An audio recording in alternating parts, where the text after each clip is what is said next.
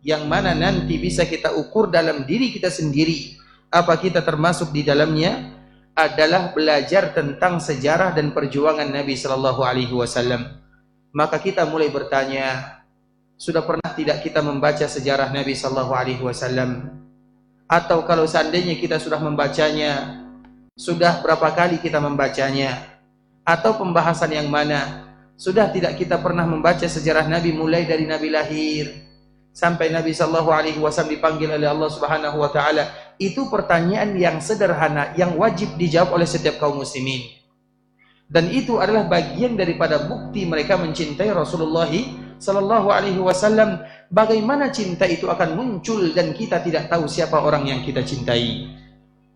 Apakah cinta datang secara tiba-tiba dan kita tidak tahu tentang baginda Muhammad bin Abdullah Sallallahu Alaihi Wasallam? Tidak sama orang yang mencintai Nabi karena mereka mengetahui perjuangan dan sejarah Nabi dengan orang yang mencintai Nabi karena sekedar mencintai Nabi Sallallahu Alaihi Wasallam. Tidak sama. Orang yang mencintai Nabi, maka mereka akan membuktikan kecintaannya, dan bukti kita mencintai Nabi terutama di zaman kita ini ikhwatul Islam, maka membaca, mengetahui sejarah dan perjuangan Rasulullah Sallallahu Alaihi Wasallam. Buktikan cinta kita kepada Nabi dengan mengetahui, mempelajari perjuangan Nabi Sallallahu Alaihi Wasallam. Maka wajar cucu Nabi Sallallahu Alaihi Wasallam yang bernama Zainal Abidin mengatakan, kami mengajarkan anak-anak kami tentang sejarah dan perjuangan Nabi sebagaimana kami ajarkan kepada mereka ayat-ayat Al-Quran. Artinya ketika para sahabat mereka mengajarkan anak-anak mereka sejarah dan perjuangan Nabi, secara otomatis mereka dulu yang harus tahu bagaimana kita mengajarkan sesuatu yang kita tidak tahu. Bagaimana kita akan bercerita kepada anak-anak kita, wahai anakku, Nabi seperti ini, dan kita tidak tahu bagaimana caranya. Faqidus syai' la yu'ti. Orang yang tidak punya tidak mungkin memberi. Orang yang tidak punya tidak mungkin memberi. Bagaimana kita akan memberikan ilmu kepada orang lain, terkhusus kepada orang-orang yang kita cintai, anak kita, istri kita, keluarga kita, dan kita tidak punya apa yang akan kita beri? Dan salah satu yang mesti harus kita punya adalah tentang Nabi Sallallahu Alaihi Wasallam, agar nanti kita bisa memberikan manfaat cerita sejarah perjuangan Nabi kepada anak-anak kita dan kepada orang-orang yang kita cintai. Maka itu merupakan kewajiban pertama yang harus diketahui oleh kaum muslimin, dan itulah buktinya kita mencintai Rasulullah Sallallahu Alaihi Wasallam. Maka nanti Bapak Ibu cari sejarah Nabi. Kalau kita tidak bisa membaca sejarah Nabi yang singkat, maka baca sejarah Nabi yang panjang. Tergantung bagaimana kesiapan dan kesanggupan kita, karena semakin panjang semakin berisi, semakin panjang semakin kita akan mengetahui ternyata begini Nabi Sallallahu Alaihi Wasallam. Namun tinggal bagaimana kita berusaha. Yang singkat, kemudian yang selanjutnya. Orang yang bosan dengan sejarah Nabi, berarti cinta mereka mulai dipertanyakan kepada Nabi Sallallahu Alaihi Wasallam. Karena Nabi Sallallahu Alaihi Wasallam orang yang paling kita cintai. Kita sekarang kalau berbicara tentang sejarah anak kita, bosan atau tidak? Kamu nak dulu seperti ini waktu kecil, kamu seperti ini waktu kecil. Semakin kita mengulang, semakin kita mencintainya. Begitu juga dengan Nabi Sallallahu Alaihi Wasallam. Nabi lebih kita cintai dari segala-galanya. Bahkan boleh bagi kita tidak mengetahui sejarah istri kita, tapi tidak boleh bagi kita tidak mengetahui sejarah Nabi kita Sallallahu Alaihi Wasallam. Ada tidak di antara kita yang tidak tahu sejarah keluarga dan istrinya? Kalau ada di antara kita yang tidak tahu sejarah istrinya, dipecat dari suami. Artinya ikhwatul Islam itu perkara biasa, dan kita tahu. Orang yang kita cintai tentu kita tahu bagaimana sejarahnya. Anak kita, istri kita, keluarga kita, orang tua kita, itu adalah buktinya. Nah, sekarang bagaimana buktinya kita mengetahui tentang Nabi Sallallahu Alaihi Wasallam? Pada kesempatan kali ini ikhwatul Islam, kita akan membahas sedikit tentang Nabi Sallallahu Alaihi Wasallam, karena itu adalah di antara salah satu bimbingan Allah kepada nabinya. Nabi dalam satu sisi juga sebagai manusia biasa. Dikala Nabi berdakwah, Nabi juga kadang-kadang lemah dalam berdakwah. Nabi Sallallahu Alaihi Wasallam juga ada sifat-sifat sebagaimana sifat manusia yang lainnya. Bagaimana cara Allah Subhanahu Wa Taala memberikan motivasi dan semangat kepada Nabi? Maka Allah menceritakan kepada Nabi kisah-kisah orang yang terdahulu. Sehingga dikala Nabi diceritakan oleh Allah Subhanahu Wa Taala, Nabi kembali semangat, termotivasi beribadah kepada Allah. Dan perkara yang sama dilakukan oleh Nabi kepada umatnya. Kalau ada di antara sahabat yang sudah mulai surut keimanannya, yang sudah mulai kendor ketakwaannya, atau di antara mereka yang mungkin jauh daripada atau kurang semangat dalam beribadah kepada Allah, maka di saat itulah Nabi mengatakan, inna man kana qablakum, sesungguhnya orang-orang sebelum kalian. Maka di saat itulah Nabi mulai bercerita. Sehingga di dalam Al-Quran 2/3 Al-Quran isinya adalah cerita. Allah ceritakan kisah tersebut kepada Nabi agar Nabi semangat, dan Nabi ceritakan kisah tersebut kepada kita agar kita tetap semangat dalam beribadah kepada Allah Subhanahu wa taala. Dan tujuan daripada bercerita adalah memberikan motivasi agar kita senantiasa istiqamah, semangat dalam beribadah. Karena apa demikian? Karena orang yang baik, yang melakukan ketaatan, mereka sudah meninggal. Orang yang melakukan dosa dan maksiat, mereka juga sudah meninggal. Nabi SAW meninggal, Abu Bakar, Umar, Utsman, Ali, Hamzah, Ali bin Abi Thalib, Hamzah, dan sahabat-sahabat yang lainnya yang membantu Nabi, mereka sudah meninggal. Abu Jahal, Abu Lahab, abu-abu yang lainnya yang mereka jahat kepada Nabi, mereka juga sudah mati. Tinggal sejarahnya. Mereka sudah mengukir sejarah yang akan dibaca oleh orang-orang yang datang setelahnya. Maka tinggal giliran kita, kita pun akan mengukir sejarah untuk orang-orang yang datang setelah kita. Kita termasuk orang yang taat kepada Allah, atau termasuk orang yang berbuat maksiat kepada Allah Subhanahu wa taala. Kita termasuk orang yang ada andil dalam agama Allah, atau kita termasuk orang yang ada tapi tidak ada. Paling tidak yang mengetahui sejarah kita adalah anak-anak kita dan keluarga kita. Keluarga kecil kita, mereka harus tahu bahwa kita adalah pejuang dalam agama Allah Subhanahu wa taala. Anak kita akan mengatakan, ayahku dulu adalah orang yang selalu mengajarkan anak-anak kaum muslimin Al-Quran, walau alif bata. Tapi anak kita punya cerita. Yang lain mengatakan, ayahku dulu dia tidak sholat berjamaah. Sekarang mana?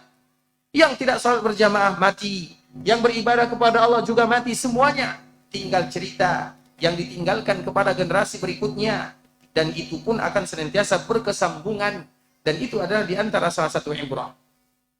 Hendaklah kita menjadi cerita yang terbaik untuk orang-orang yang datang setelah kita.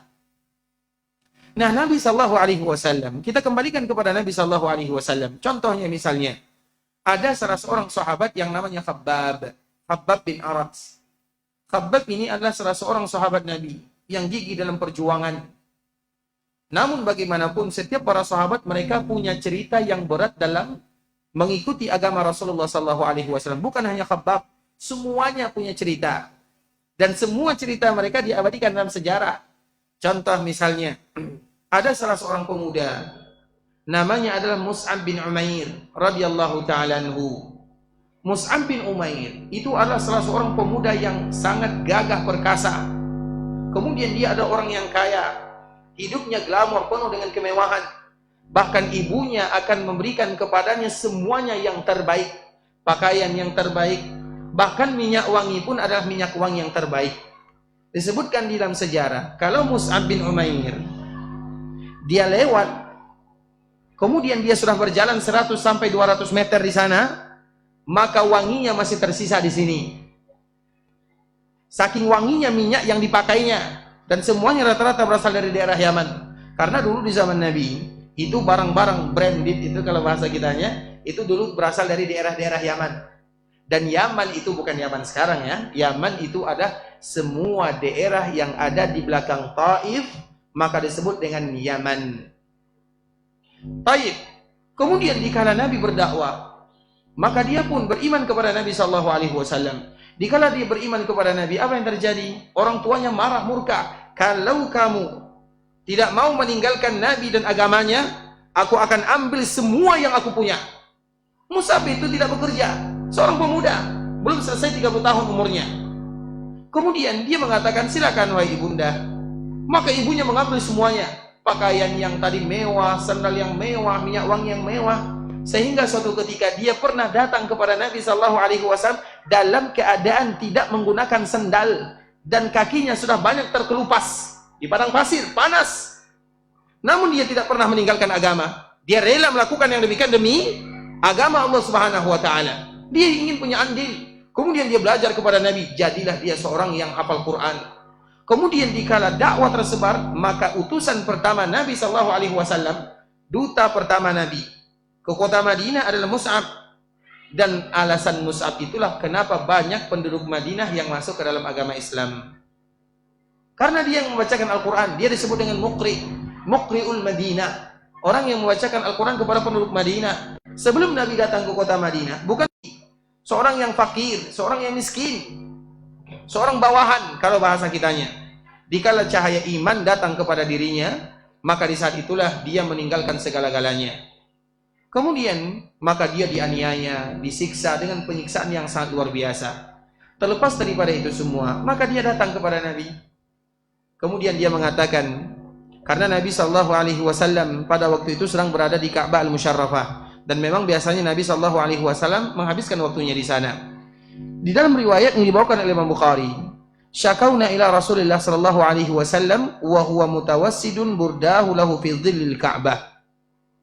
Kami pernah datang mengadu kepada Nabi sallallahu alaihi wasallam, dan Nabi sallallahu alaihi wasallam sedang bertelekan di imamah atau di pakaian yang dibentangkan oleh Nabi sallallahu alaihi wasallam dalam bayangan Ka'bah.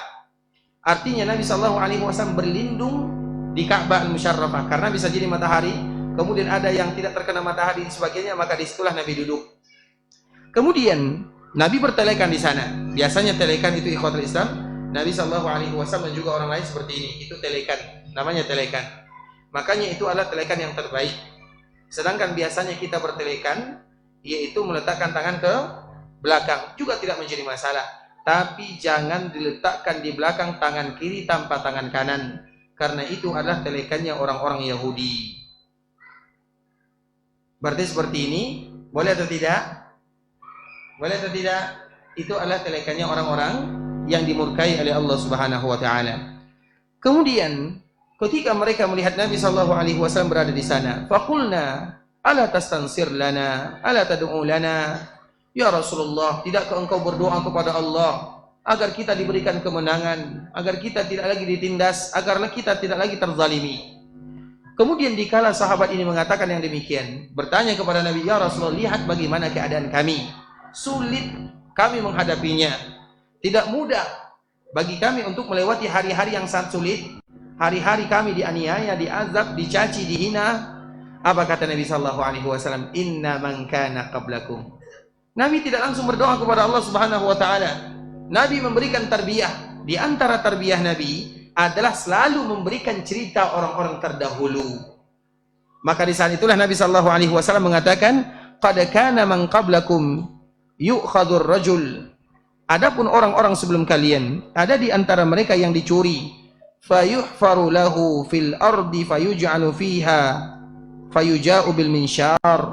Ada di antara kalian atau di antara orang-orang sebelum kalian, dulu ketika mereka beriman kepada Allah, sama dengan kalian, dikala mereka mengatakan Rabbku adalah Allah, maka mereka pun diambil, dipaksa, dicuri, kemudian ditanam separuh badannya di bumi, kemudian diletakkan gergaji, fayudha'u ala ra'sih, didatangkan gergaji diletakkan di atas kepalanya, fayuj'alu nisfain, maka dia pun pada akhirnya dibelah dua. Dan yang demikian tidak membuat mereka berpaling dan lemah dalam agama. Kemudian Nabi kembali mengatakan, wa yumshatu bi amsyatil hadid maduna lahmihi wa 'azamih. Ada lagi di antara mereka yang juga ditanam badannya, kemudian disuruh murtad dari agama, meninggalkan ibadah kepada Allah Azza wa Jal. Dia tidak mau kecuali mengucapkan la ilaha illallah. Maka diambil sisir yang terbuat dari besi panas, kemudian dipisahkan antara daging dan tulangnya. Namun yang demikian tidak membuat mereka lemah dalam beribadah kepada Allah Subhanahu wa taala. Fama yasudduhu dzalika an dini. Dan yang demikian membuat mereka semakin tegar dalam agama Allah Subhanahu wa taala. Mendengarkan cerita-cerita seperti ini, ada orang yang dibelah dua secara hidup-hidup. Kalau seandainya kita perhatikan bagaimana keimanan orang-orang terdahulu, itu sangat luar biasa ikhwatul Islam. Dan salah satu di antara yang diceritakan oleh Allah Subhanahu wa taala dalam surah Al-Buruj, semua mereka yang beriman kepada Allah Subhanahu wa taala dibakar hidup-hidup, dan yang terakhir sekali dibakar adalah seorang wanita yang sedang menggendong anaknya. Qutila ashabul ukhdud. Orang-orang yang ada di parit itu semuanya dibunuh. Kenapa mereka dibunuh? Alasannya satu. Wa ma naqamu minhum illa an yu'minu billah. Alasan mereka dibunuh, dianiaya, dizalimi, dicaci hanya karena beriman kepada Allah Subhanahu wa taala. Tidak ada alasan yang lain. Kemudian apa yang terjadi? Semuanya, siapapun yang beriman kepada Allah dibakar hidup-hidup. Hidup-hidup. Yang terakhir sekali dibakar adalah seorang wanita. Kemudian dia sedang menggendong anaknya. Dikala dia ingin melangkah, maka dia ragu-ragu. Bukan karena takut kepada dirinya, tapi takut karena anaknya. Anaknya masih kecil, masih menyusui. Kemudian dikala ibunya mulai ragu-ragu, di saat itulah bayi yang tadi baru menyusu melepaskan susu ibunya dan mengatakan, usbuti ya umma fa innaki 'alal haq. Wahai ibunda, jangan ragu, jangan bimbang, melangkah karena engkau berada di atas kebenaran. Kemudian dia kembali menyusu. Dikala mendengarkan kalimat dari anaknya, maka dia pun pada akhirnya dimasukkan, dibakar hidup-hidup. Dan yang demikian hanya karena keimanan mereka kepada Allah Subhanahu wa taala. Kalau kita mendengarkan cerita-cerita seperti ini, mana kita? Apa perjuangan kita dalam beribadah kepada Allah? Apa? Dikala kita beribadah, kita pernah diganggu? Enggak. Dikala kita salat, ada yang larang? Enggak. Dikala kita berpuasa, ada yang larang? Enggak. Bahkan kita diberikan fasilitas salat, fasilitas puasa, fasilitas berzakat, fasilitas haji dan umrah. Siapa yang melarang kita beribadah? Tidak ada. Tapi semakin kita diberikan kemewahan dalam beribadah, semakin lemah kita beribadah kepada Allah Azza wa Jalla. Kenapa? Di saat itulah kita butuh motivasi. Membaca cerita-cerita lama, sebagaimana Nabi memberikan motivasi. Khabbab mengadu, bukan tanpa alasan. Dan Khabbab itu dikala mengadu, itu sudah hak dia untuk mengadu kepada Nabi. Kepalanya dibakar, dipanggang kalau bahasa kitanya. Coba kita lihat dikala kita panggang ikan, kita bolak-balik ikan, seperti itulah dibuat Khabbab. Dibakar kepalanya, dipanggang kepalanya, pingsan. Salat 5 waktu. Itu pun sudah kewajiban. Puasa, apa lagi? Mana di antara kita yang berjuang? Tidak ada. Itulah istilahnya. Artinya terlalu mudah Allah Subhanahu wa taala berikan kepada kita dalam rangka beribadah. Maka di saat itulah kita butuh motivasi, semangat untuk beribadah kepada Allah Subhanahu wa taala. Kemudian ikhwatul Islam, kita kembalikan kepada Nabi. Tadi adalah sahabat Nabi. Karena sejarah dan cerita itu ikhwatul Islam, tadi telah kita sebutkan di dalam Al-Qur'an, ini bisa kita pertimbangkan. Di dalam Al-Qur'an yang diceritakan itu adalah cerita tentang manusia, bukan cerita tentang dunia. Kenapa cerita tentang manusia? Karena manusia dari kapanpun dan sampai kapanpun akan sama. Yang berbeda itu hanya sedikit saja. Yang berbeda itu daerahnya, yang berbeda itu bahasanya, yang berbeda itu warna kulitnya. Itu saja yang berbeda. Tapi secara tabiat manusia, mereka sama. Kalau seandainya Allah banyak bercerita tentang dunia dalam Al-Quran, dunia itu akan berubah-ubah. Kita kalau berbicara tentang dunia orang-orang sebelum kita akan dibuat tertawa. Contoh misalnya dulu, kita selalu mencontohkan ya. Pertama kali ada radio, maka sebagian orang-orang tua mereka mengatakan, dia lari dan mengatakan kepada keluarganya, saya melihat ada syaitan yang berbicara, katanya. Ada syaitan yang berbicara. Dia menganggap, kenapa bisa tempat ini bisa mengeluarkan suara? Makanya dulu pertama kali misalnya kita pertama kali ada alat-alat komunikasi handphone misalnya. Bagaimana keadaan kita pertama kali ada handphone? Kita semuanya takjub. Kenapa bisa berbicara dari sini ke sana? Kenapa? Nah, orang-orang yang datang setelah kita juga akan menganggap kita akan aneh. Dan kita tidak tahu nanti bagaimana dunia berikutnya. Dan orang-orang menganggap kita itu kolot aneh. Padahal kita sudah menganggap bahwa dunia kita ini adalah dunia yang tercanggih. Tapi kita tidak tahu, bisa jadi 100 tahun yang akan datang, mereka mengatakan ada orang yang hidup tahun 2000-an, seperti ini. Tinggal cerita. Itu kalau dunia akan berubah. Sedangkan manusia tidak akan pernah berubah. Maka itulah gunanya belajar sejarah dan mengetahuinya. Karena itu akan selalu berulang dan terjadi kembali. Salah satunya ikhwatul Islam adalah kisah yang dialami oleh Fir'aun dan Musa alaihi salam. Yang melakukan kebaikan adalah Nabi Musa. Yang melakukan kerusakan adalah Fir'aun dan bala tentaranya. Kemudian dia membalikan fakta. Ketika Nabi Musa berdakwah, apa kata Fir'aun? Wa qala Fir'aunu zaruni aqtul Musa wal yad'u rabbah inni akhafu an yubaddila dinakum aw an yuzhira fil ardil fasad.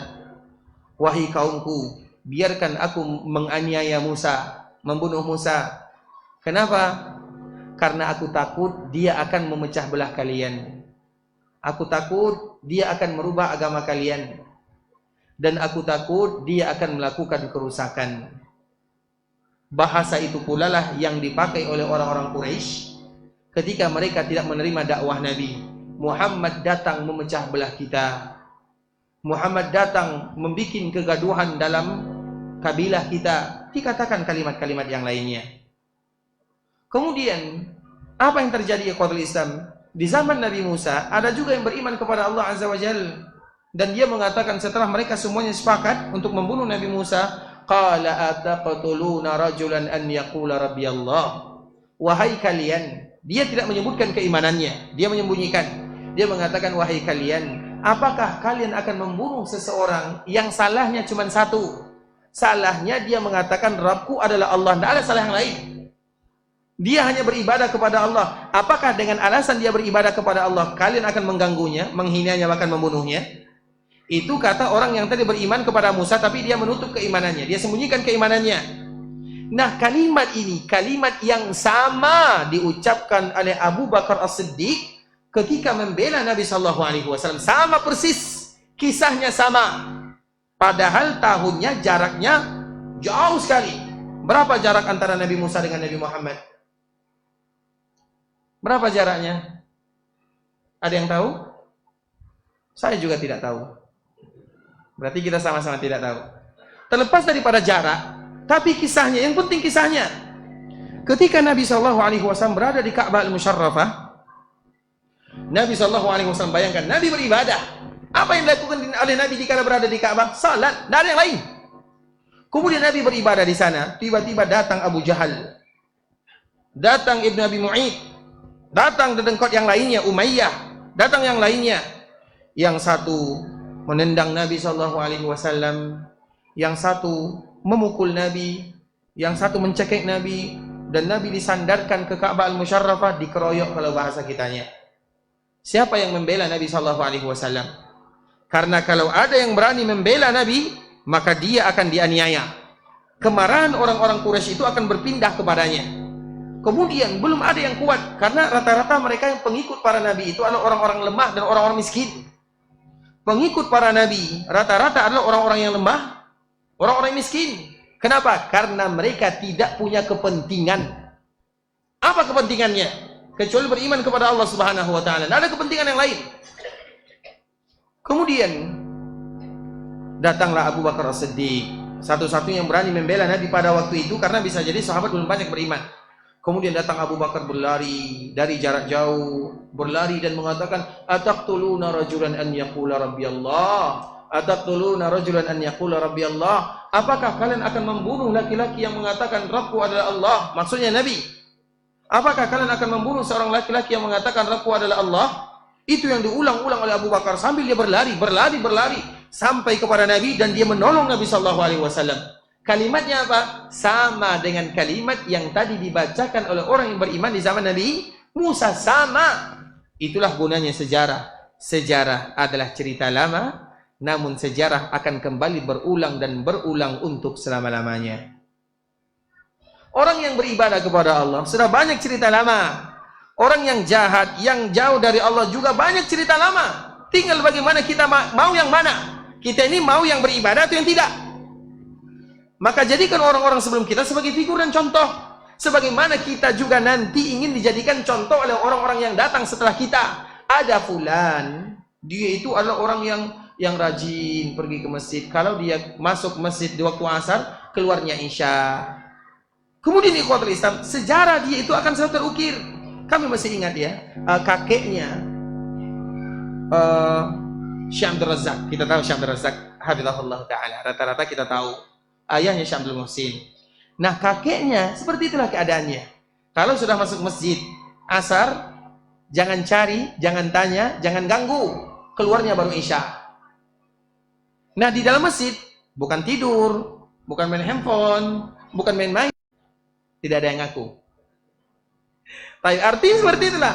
Sejarah ini akan kita ukir dan diceritakan oleh anak-anak kita. Anak-anak kita akan menceritakan, itu ayahmu wahai anak, itu kakekmu wahai anakku. Seperti itulah dia beribadah. Sehingga mereka akan termotivasi. Seorang anak akan bangga ketika memiliki keluarga yang taat beribadah kepada Allah Subhanahu wa taala. Sebagaimana kita juga bangga bercerita tentang ayah kita. Ayah dulu adalah orang yang tidak pernah kecuali akan selalu sholat malam. Jam 3 sudah bangun. Bukankah itu cerita kakek kita, nenek kita semuanya? Nenek kita, kakek kita jam 3 tidak ada lagi di antara mereka yang tidur. Kalau kita jam 3 ngapain? Belum tahu alam. Jam 4 mereka sudah mandi semuanya, sudah siap-siap ke ladang, ke sawah. Pekerjaan mereka hanya petani, motong karet, ke sawah. Tapi itu adalah aktivitasnya, dan kita bangga menjadi anak dan cucunya. Tidakkah nanti kita bangga kalau seandainya kita punya ibadah yang keluarga kita, anak kita, cucu kita juga membanggakan yang demikian? Kita ingin mengukir sejarah, bukan untuk orang lain, bukan. Kita tidak pernah ingin mengukir sejarah untuk orang lain. Kita ingin mengukir sejarah untuk keluarga kita sendiri, terutama anak dan keturunan. Kemudian ikhwatul Islam, Abu Bakar, kita kembalikan kepada sahabat Abu Bakar Siddiq radhiyallahu taala anhu. Abu Bakar itu lari dari jauh. Ataqtuluna rajulan an yaqula rabbiyallah? Apakah nanti kalian akan membunuh laki-laki yang mengatakan Rabbku adalah Allah?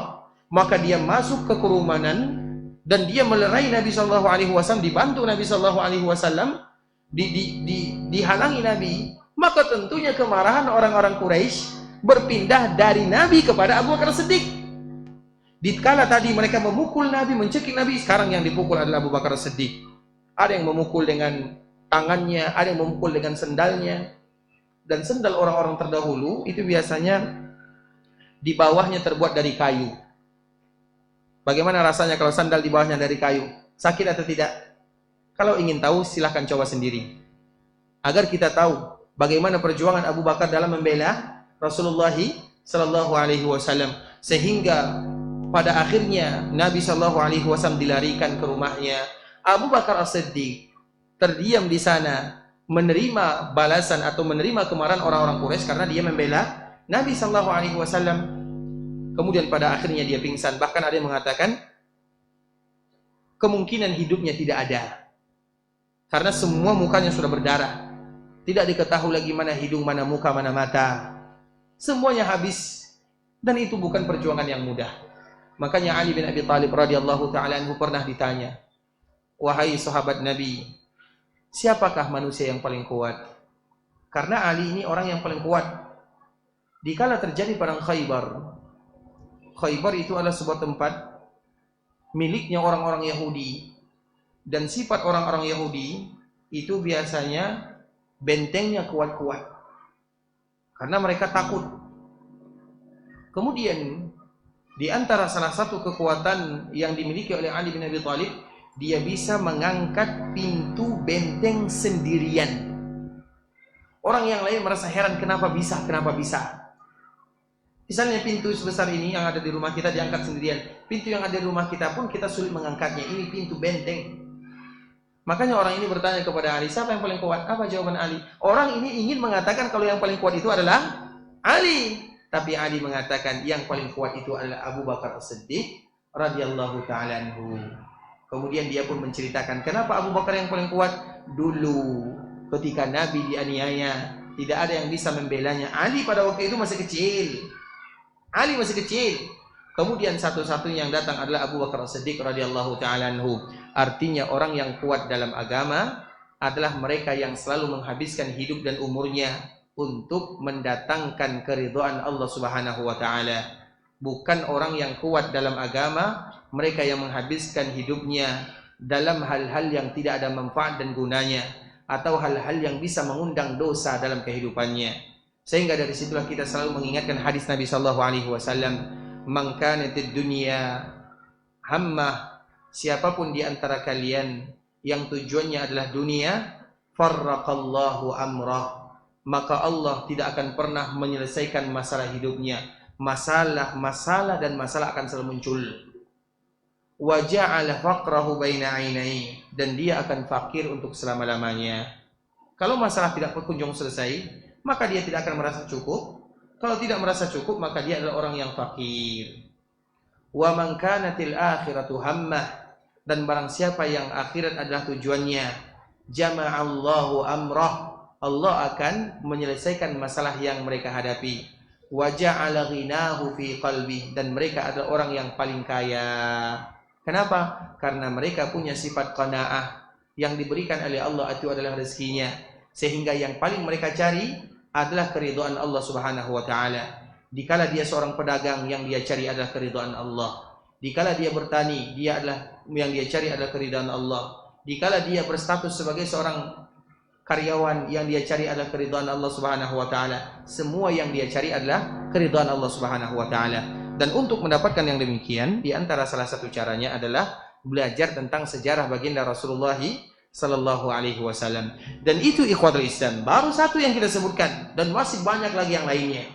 Makanya di antara salah satu kewajiban kita mengetahui bagaimana sejarah Nabi sallallahu alaihi wasallam, terutama di kala Nabi berdakwah. Nabi itu ikhwatul Islam pertama kali berdakwah karena Nabi menikah dengan salah seorang wanita yang diberikan kelebihan oleh Allah yang bernama Khadijah.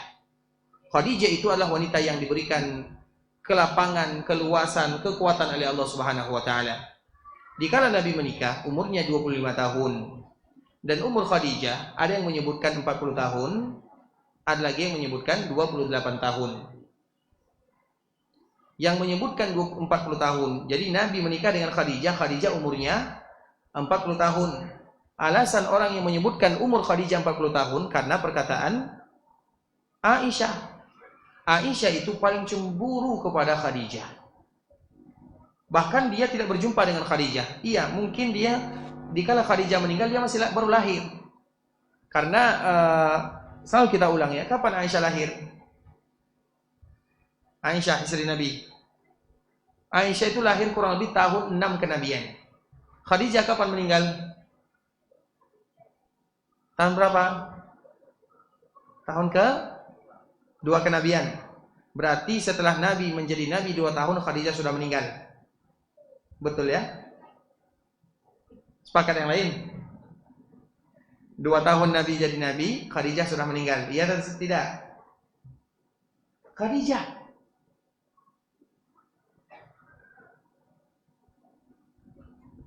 Kalau tidak ada yang tahu, kita diam-diam saja lah ya. Kapan Khadijah meninggal? Khadijah.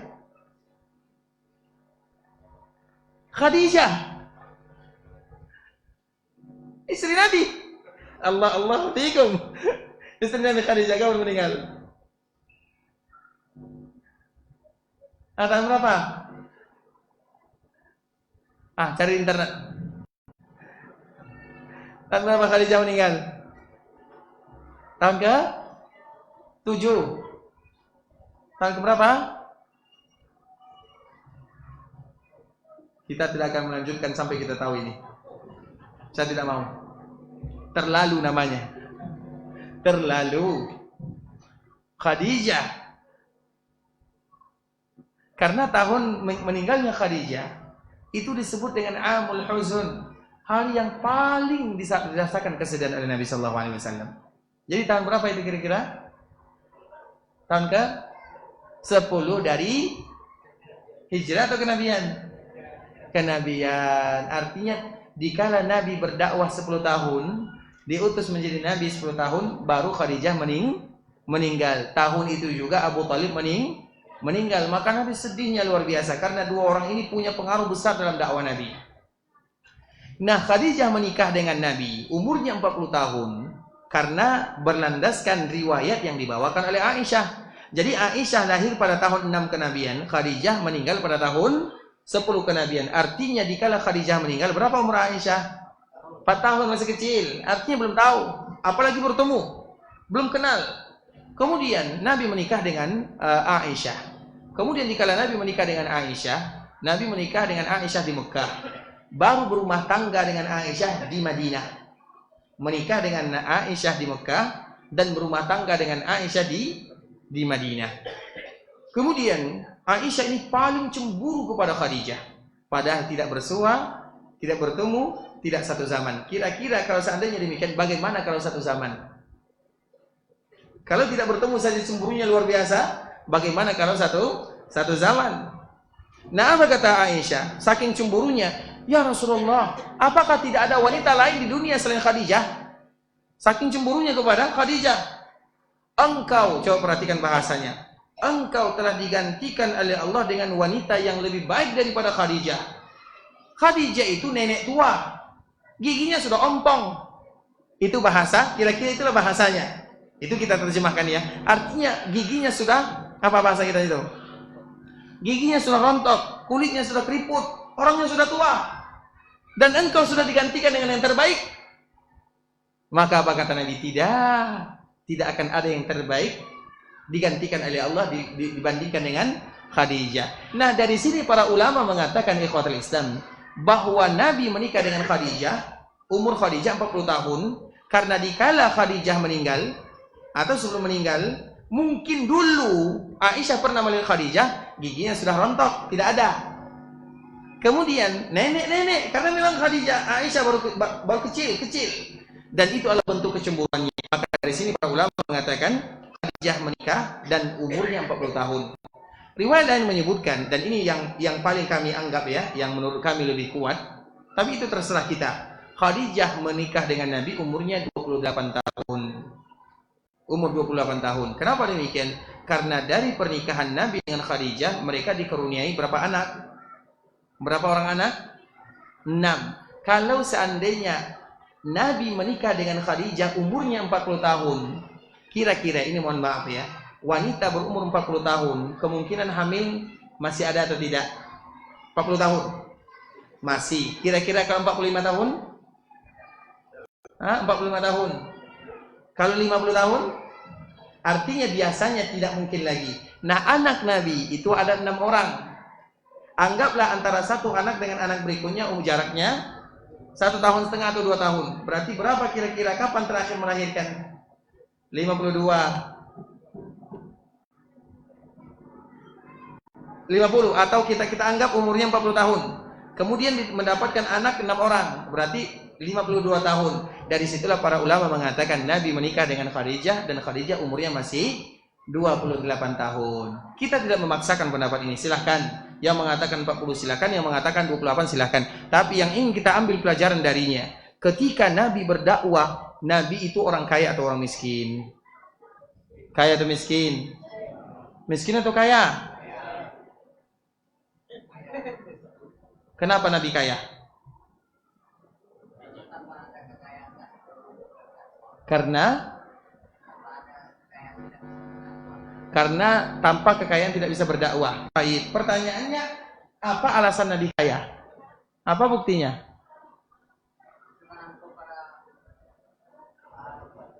Itu hasil dari kekayaannya. Tapi pertanyaannya, apa bukti Nabi kaya? Nabi kaya atau miskin? Kaya atau miskin? Kenapa Nabi kaya? Apa alasan Nabi kaya? Mahar? Berapa mahar Nabi? 100 ekor onta. Mana yang lebih mudah? Maharnya 100 ekor kambing daripada 100 ekor 100 kilo emas atau 100 gram emas? Biasanya mana? Karena onta itu hewan yang biasa ada di Arab. Nah, Nabi kaya atau miskin? Tapi kata Islam, Nabi kaya, Nabi juga miskin. Nah, kenapa kita ingin bertanya seperti ini? Karena di awal Nabi berdakwah, semua hartanya habis. Semua hartanya habis untuk berdakwah di jalan Allah Subhanahu wa taala. Nabi itu kaya. Sampai kapan Nabi kaya? Sampai umur 40 tahun. Setelah 40 tahun habis semua hartanya untuk berdakwah di jalan Allah Subhanahu wa taala. Dan Nabi tidak lagi boleh bekerja. Karena Nabi berdakwah, Nabi tidak bekerja. Jadi bagaimana penghasilan Nabi? Jawabannya setelah kita azan ya. Baik, azan dulu. Waktu sudah masuk? Sudah? Sudah masuk azan. Nanti kita sambung setelah sholat atau setelah azan? setelah azan ya. Kita sambung mungkin beberapa menit ke depan. Barakallahu.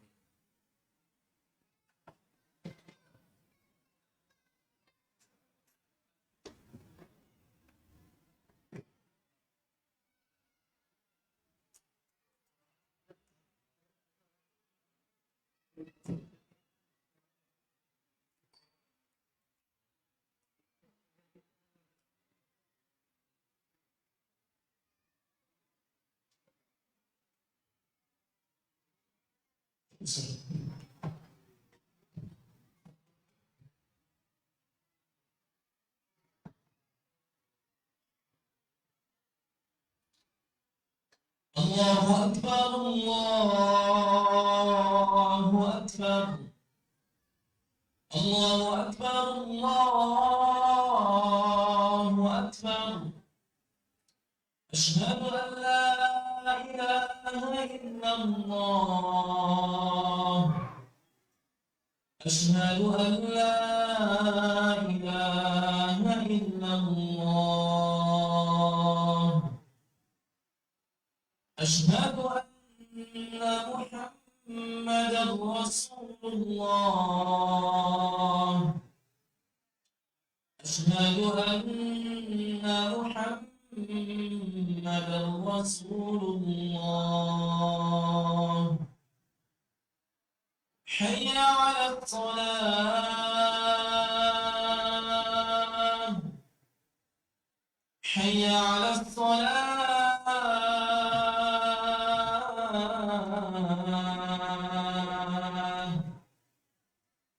حي على الفلاح. حي على الفلاح.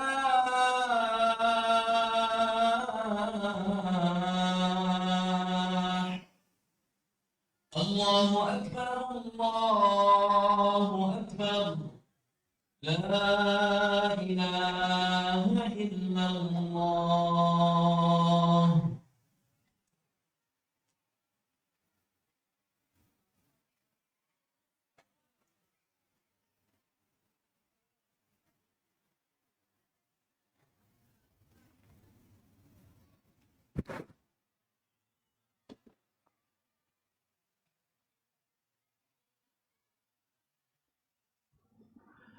Bismillahirrahmanirrahim. Alhamdulillahi ala ihsani wa syukru lahu ala taufiqihi wa amtinani wa asyhadu an la ilaha illallah wahdahu la syarika lahu ta'ziman li sya'ni wa asyhadu anna Muhammadan 'abduhu wa rasuluhu da'i ila ridwani wa sallallahu wa sallim ala nabiyyina Muhammadin wa ala alihi wa sahbihi wa sallama tasliman katsira amma ba'du. Ikhwatul Islam, saudara kaum muslimin, kaum muslimat, ikhwani akhwati rahimani wa rahimakumullah. Di antara salah satu nama baginda Rasulullah sallallahu alaihi wasallam yang disebutkan di dalam hadis-hadisnya adalah Al-Malhamah. Di antara salah satu nama Rasulullah sallallahu alaihi wasallam adalah Al-Malhamah. Mengapa Nabi sallallahu alaihi wasallam dipanggil dengan Al-Malhamah?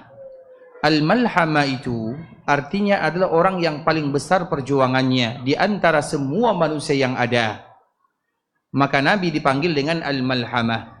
Nabi SAW dinamakan dengan Al-Marhamah, juga dinamakan dengan Al-Malhamah, juga dinamakan dengan Al-Mutawakkil, juga dinamakan dengan Al-Muqaffi, juga dinamakan dengan Nabiut Taubah, juga dinamakan dengan Nabiur Rahmah, juga dinamakan dengan Al-Mahi, juga dinamakan dengan Al-Hashir, juga dinamakan dengan Al-Aqib, juga dinamakan dengan Ahmad, juga dinamakan dengan Muhammad. Dan itu semua adalah nama yang ada pada diri Rasulullah sallallahu alaihi wasallam. Dianjurkan bagi kita untuk menghafal dan mengetahuinya. Sudah hafal nama-nama Nabi? Sudah hafal? Kalau belum hafal nanti hafal ya, dan cari sendiri di internet nama-nama Nabi. Salah satu nama Rasulullah sallallahu alaihi wasallam adalah Al-Malhamah. Mengapa Nabi disebut dengan Al-Malhamah? Karena perjuangan Nabi lain dari yang lain. Semenjak Nabi dibebankan oleh Allah Subhanahu wa taala menjadi nabi dan menjadi rasul, maka di saat itulah Nabi sallallahu alaihi wasallam tidak pernah tidur hatinya. Dan di antara salah satu sifat Nabi yang lain dari yang lain, hati Nabi tidak akan pernah tidur untuk selama-lamanya. Walau mata Nabi tertidur, itu adalah di antara kelebihan Nabi dan kekhususan yang diberikan oleh Allah Subhanahu wa taala kepada Rasulullah sallallahu alaihi wasallam. Hati Nabi itu senantiasa bekerja untuk bagaimana supaya dakwah sampai kepada seluruh dunia. Berjuang. Semoga dengan perjuangan tersebut banyak di antara mereka yang ikut kepada agama Nabi. Maka dengan itulah di antara salah satu nama baginda Nabi adalah Al-Malhamah, seorang nabi yang betul-betul kuat perjuangannya di jalan Allah Subhanahu wa taala. Maka sebagaimana awal muqaddimah tadi telah kita menceritakan, dianjurkan bagi kita bersama untuk mengetahui tentang sejarah baginda Rasulullah sallallahu alaihi wasallam, baca ceritanya, tahu sejarahnya, ambil pengalaman dari baginda Rasulullah, sehingga setiap kali kita ingin memberikan motivasi kepada yang lain, maka rujukan kita adalah Rasulullah sallallahu alaihi wasallam. Nabi dulu seperti ini, Nabi dulu seperti ini. Kenapa kita harus bercerita tentang orang lain dan kita melupakan cerita tentang Nabi sallallahu alaihi wasallam? Terlalu hina rasanya kalau seandainya kita tidak mau menjadikan Nabi sebagai contoh dalam kehidupan, diambil pelajaran dari setiap langkah kehidupan Nabi. Dan di antara salah satu nama Nabi adalah Al-Malhamah. Al-Malhamah itu adalah perjuangan yang tidak ada henti, perjuangan yang luar biasa, mulai Nabi diangkat menjadi Nabi dan menjadi Rasul sampai wafatnya Nabi sallallahu alaihi wasallam. Maka tadi kita menyebutkan Nabi itu adalah orang yang kaya. Semenjak dia menikah dengan Khadijah, Nabi menyibukkan dirinya dengan perdagangan, dan Nabi adalah orang yang paling diberikan keberkahan dalam perdagangannya, sehingga perdagangan Nabi dicontoh oleh orang yang lain. Dan salah satu yang mencontohnya adalah Utsman bin Affan. Maka ada sebuah kalimat yang dinamakan Khumasiyah Utsmaniyah. Khumasiyah Utsmaniyah. 5 Utsman. Apa itu 5 Utsman? Ini bagi para pedagang cari. 5 Utsman namanya. Atau 5 kaedah dagang yang dipakai oleh sahabat Utsman bin Affan radhiyallahu ta'ala anhu, terkenal dengan istilah Khumasiyah Utsmaniyah. Kemudian Nabi sallallahu alaihi wasallam bergelut dalam dunia perdagangan, dan pedagang itu adalah sifat atau pekerjaan yang paling mulia. Tapi ingat, hadis Nabi sallallahu alaihi wasallam, at-tujaru fujjar, para pedagang itu jahat-jahat semuanya. Illa man barra wattaqa wa tasaddaq, kecuali mereka yang barra, berbuat baik, kecuali bagi mereka yang bertakwa, kecuali bagi mereka yang jujur atau bersedekah. Apabila 3 sifat ini ada pada diri seorang pedagang, maka mereka akan menjadi pedagang yang terbaik, sebagaimana itu adalah pekerjaan Rasulullah sallallahu alaihi wasallam. Kemudian dikala Nabi berdagang, Nabi diberikan kekayaan. Istrinya juga kaya, Khadijah. Kita tahu bagaimana kekayaan Khadijah. Namun ketika Nabi berdakwah, ikhwatul Islam, mana kekayaan Nabi sallallahu alaihi wasallam? Di saat itulah Nabi menyumbang, karena di awal berdakwah, siapa tadi yang mengikuti Nabi sallallahu alaihi wasallam? Orang kaya atau orang miskin? Orang miskin, budak-budak, hamba sahaya. Nabi sallallahu alaihi wasallam tidak mungkin menelantarkan orang-orang yang ikut kepadanya. Ini diberikan makan, ini diberikan uang, ini diberikan, semuanya ditanggung oleh Nabi sallallahu alaihi wasallam. Maka di saat itulah harta Nabi berkurang dan Nabi tidak lagi bekerja. Karena dikala Nabi sallallahu alaihi wasallam sudah berdakwah, maka Nabi tidak lagi bekerja. Dakwah Nabi itu adalah pekerjaan satu-satunya. Maka di antara salah satu cara Allah memberikan kehidupan kepada Nabi adalah dengan fai atau dengan al-khumus. Itulah yang kita kenal dengan istilah al-khumus. Mengapa demikian? Agar kita tahu bahwa perjuangan Nabi itu berat sekali dalam menyampaikan dakwah. Maka dianjurkan bagi kita untuk mengetahui minimal bagaimana perjuangan Nabi dalam menyampaikan agama Allah Subhanahu wa taala. Ikhwatul Islam, saudara kaum muslimin, kaum muslimat, ikhwani akhwati rahimani wa rahimakumullah. Kita tidak berlama-lama ya, mungkin sampai di sini yang bisa kami jelaskan.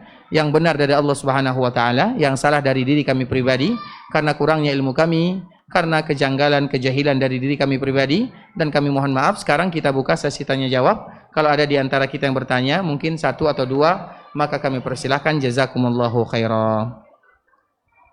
Baik. Ada yang ingin bertanya secara langsung? Silakan.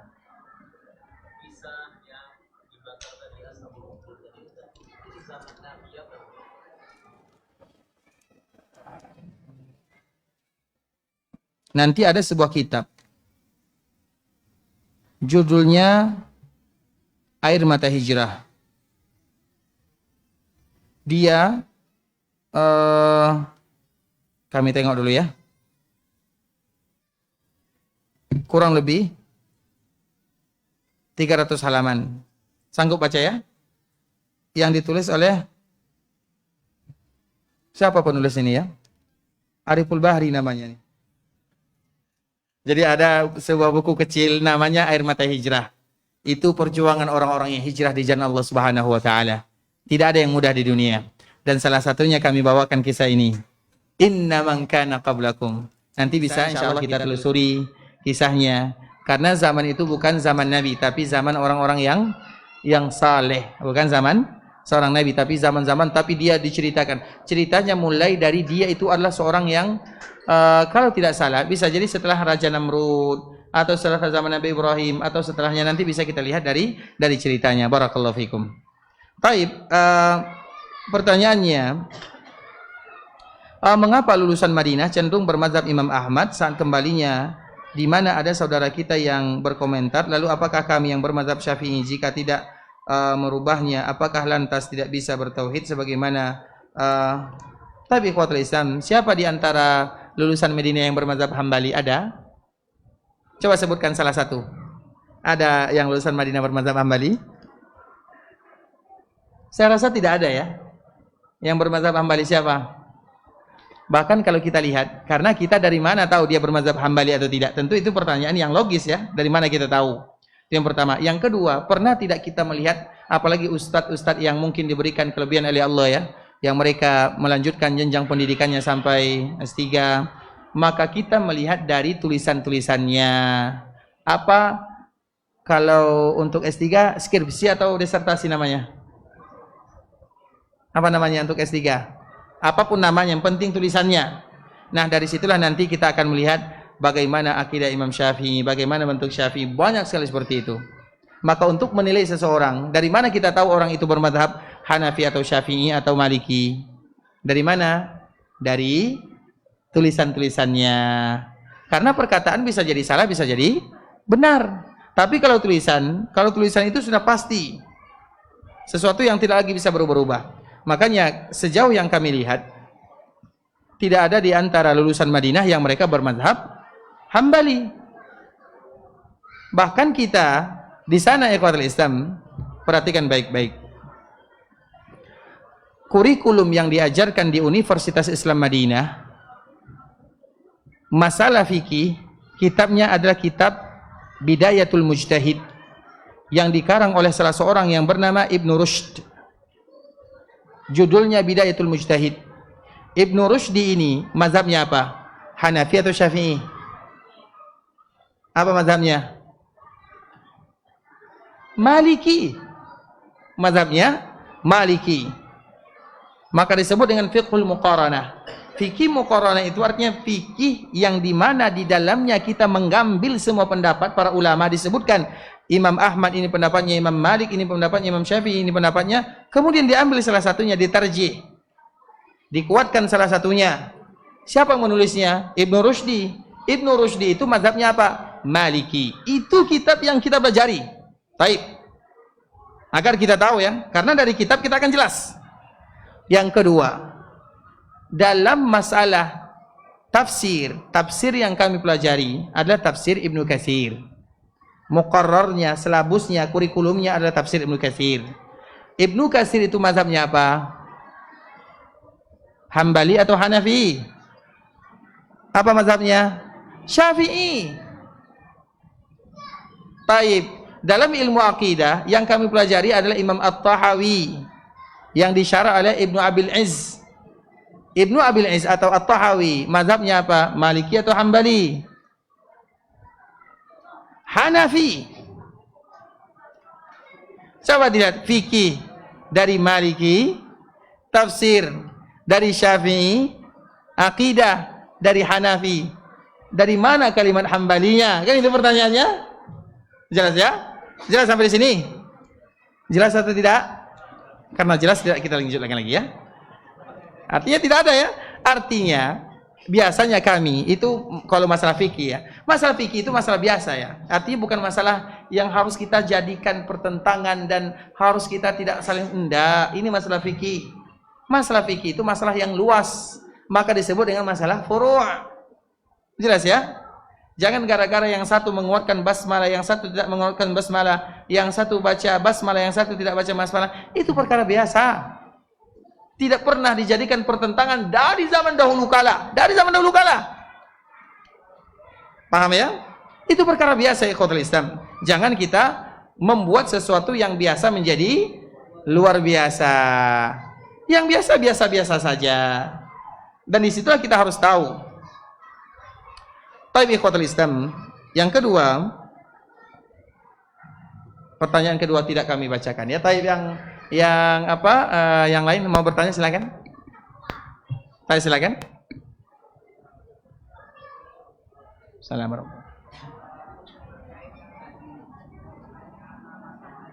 Mazhab taib.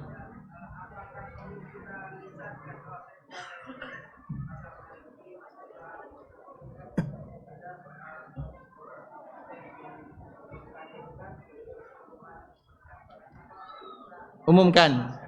Taib. Apakah perlu kita umumkan dikala kita bermazhab Hambali kemudian pindah kepada Syafi'i atau Syafi'i pindah kepada Maliki? Boleh kita umumkan kalau seandainya kita ulama mazhab. Kalau kita orang-orang biasa perlu diumumkan atau tidak? Nggak ngaruh juga kan? Itu artinya. Makanya kita lihat contohnya Imam At-Tahawi yang tadi kita sebutkan. Imam At-Tahawi, ini ceritanya, perhatikan baik-baik. Imam At-Tahawi, dia punya seorang ibu. Ibu dia itu ada saudaranya, namanya Imam Al-Muzani. Imam Al-Muzani itu nama lainnya adalah Syafi'i kecil. Tahu alur ceritanya? Kita ulang lagi. Imam At-Tahawi, dia punya seorang ibu. Ibunya ini, dia punya seorang saudara. Saudara ini namanya Imam Al-Muzani. Al-Muzani nama lainnya adalah Syafi'i kecil. Artinya dialah yang membawa semua mazhab Imam Syafi'i. Maka dia dinamakan dengan Syafi'i kecil. Namanya Imam Al-Muzani. Imam Al-Muzani punya saudari. Dari saudari ini lahirlah yang namanya Tahawi. Apa hubungan Muzani dengan Tahawi?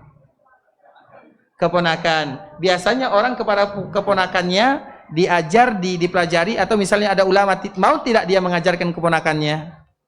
Bukan mau lagi, itu keponakannya sama dengan anak saudarinya. Namun di akhir kehidupan Imam Tahawi ini awal-awalnya mazhabnya adalah Syafi'i. Mazhabnya adalah Syafi'i.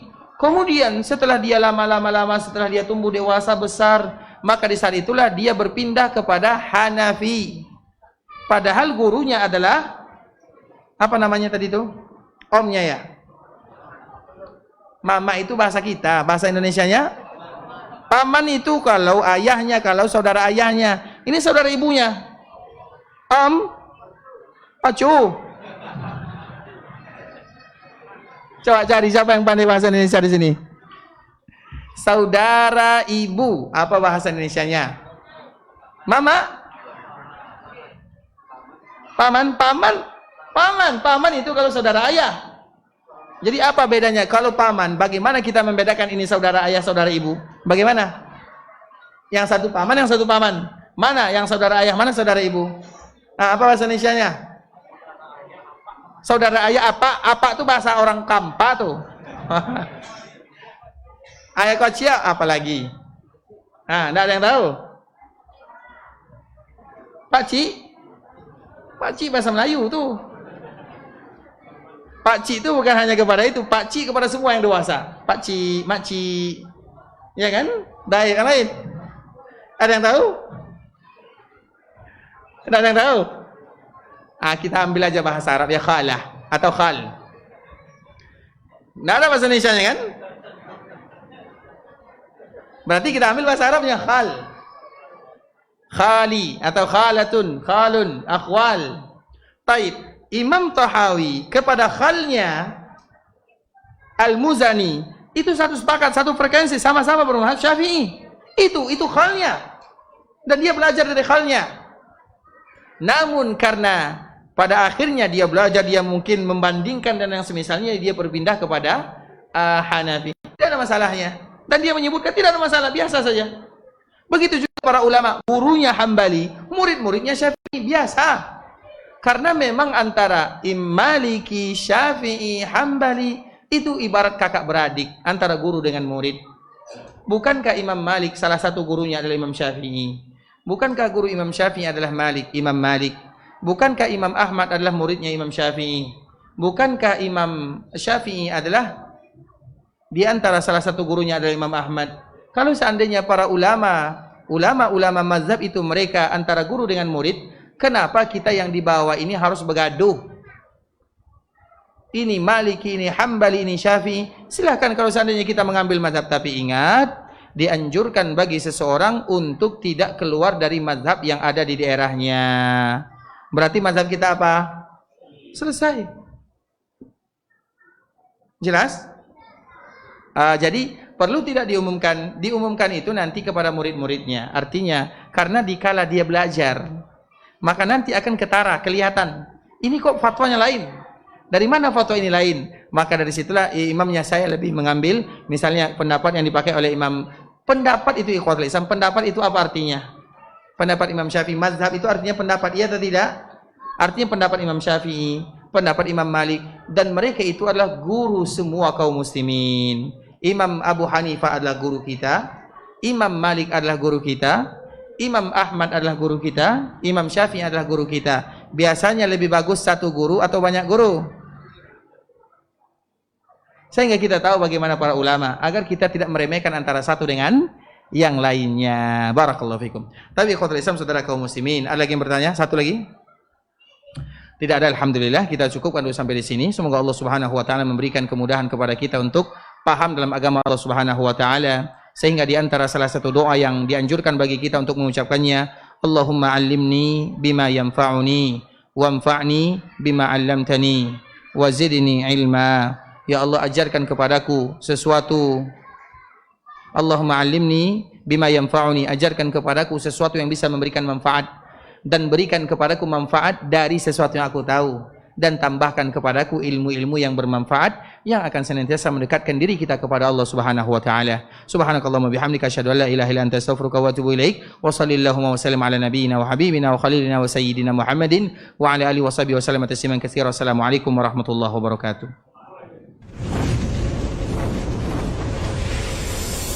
Baba TV Sunnah, belajar